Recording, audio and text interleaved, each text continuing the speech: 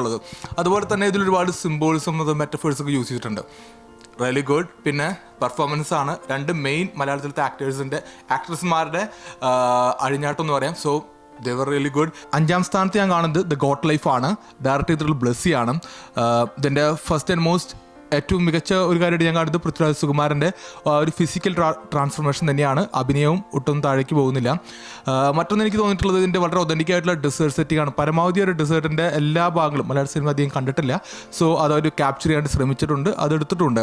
പിന്നെ മ്യൂസിക്കിൽ എസ്പെഷ്യലി സർവൈവലിൻ്റെ തീമായിട്ട് കൊടുത്തിട്ടുള്ള റെസിലിയൻസിൻ്റെയും സർവൈവലിൻ്റെയൊക്കെ തീമായിട്ട് കൊടുത്തിട്ടുള്ള എ ആർ റഹ്മാൻ്റെ music it was really good.